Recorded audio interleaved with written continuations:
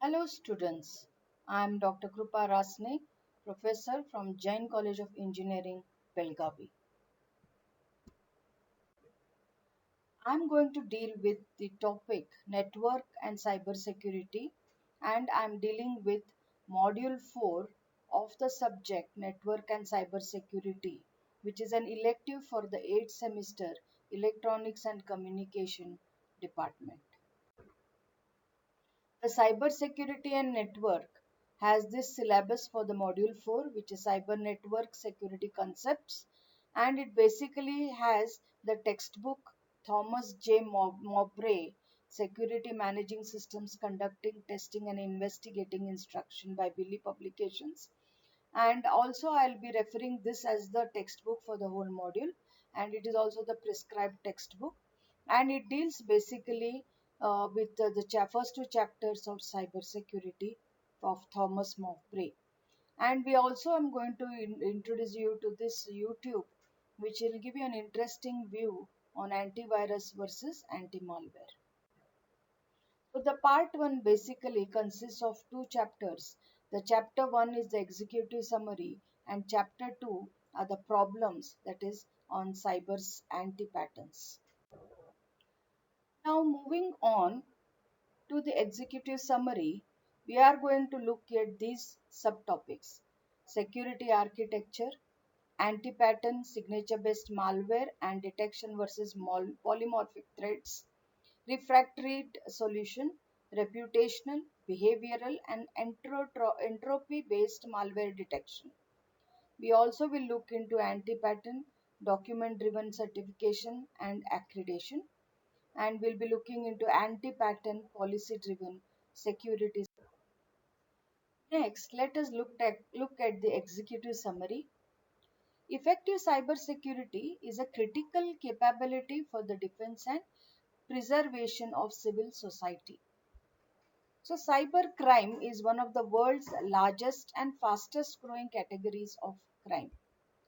Cyber criminals are responsible for more than $1 trillion USD in stolen funds and other assets, with crime in some segments growing 300% per year. Cyber espionage is epidemic and pervasive.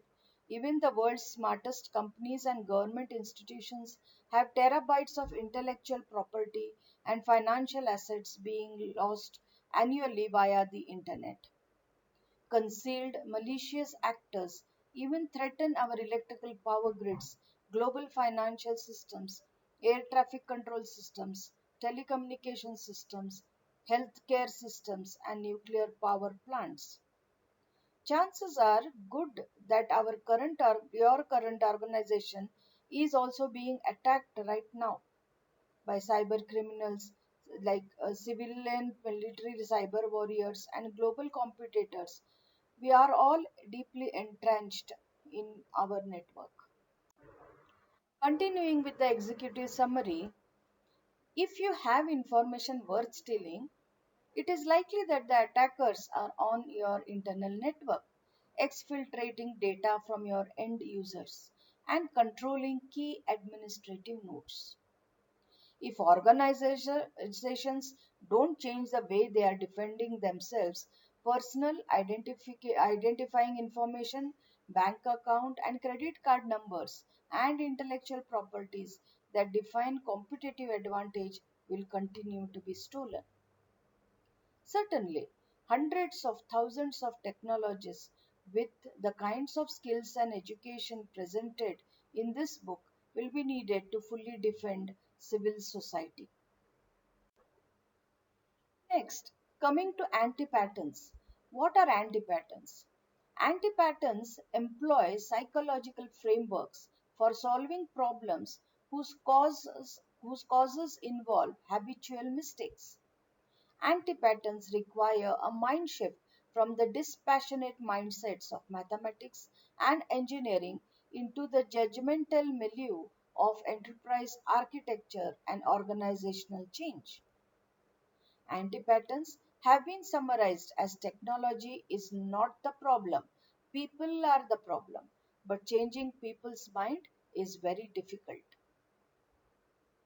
So, You need powerful psychology to do that.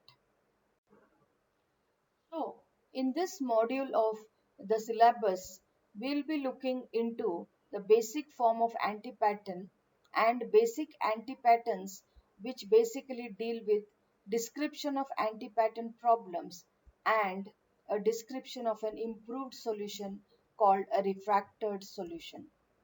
In some cases in this chapter presents the anti-pattern without the refractored solution. And chapter 2, which follows chapter 1, introduces the full anti-pattern template.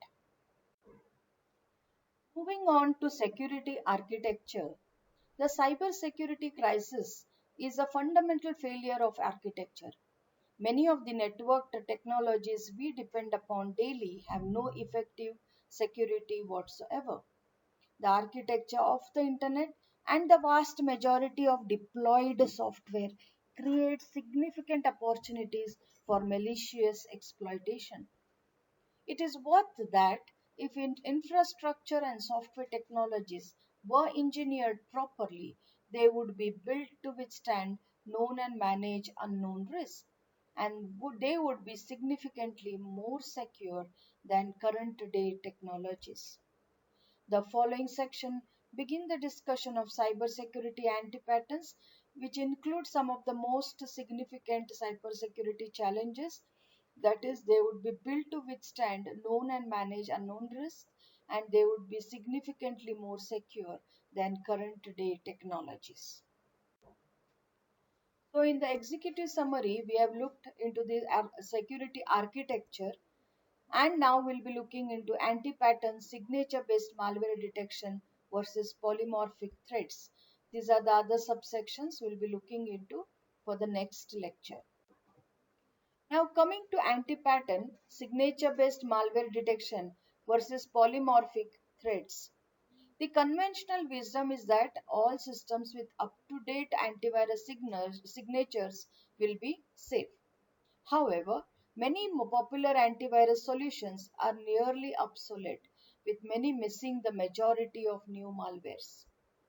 Current signature based antivirus engines miss 30% to 70% of malicious code and nearly 100% of zero day infections, which by definition are unreported exploits. Malicious signature growth is exploding from 5 new ones per day to 2000 to 1500 per day in 2007 and more than 15,000 per day in 2009 according to Symantec.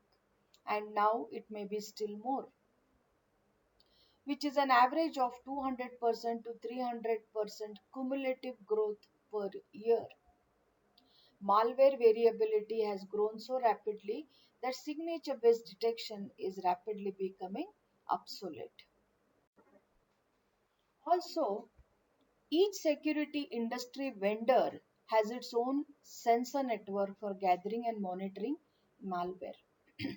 Kaspersky Labs has seen flat growth in the malware signature since 2008, while other vendors imply exponential growth.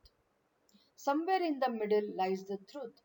I would like you to look into this interesting YouTube on antivirus versus anti malware, and you will understand the truth that lies here. Continuing with the anti pattern, the proliferation of malware signatures is exploding primarily due to the polymorphic malware techniques. For example, hash function used by signature-based detectors yield very different values with only slight changes to a malicious file. Changing a string literally in the file is sufficient to trigger a false negative. Other polymorphic techniques include varying character encoding, encryption, and random values in the files. So, dear students, in this particular video lecture, we have looked into the security architecture and what is anti-pattern, that is signature-based malware detection versus polymorphic threats, and the other subtopics like refractored solution, anti-pattern document-driven certification and accreditation, and anti-pattern policy-driven security certificates will be looked into the next lecture series. Thank you. Feel free to ask any questions.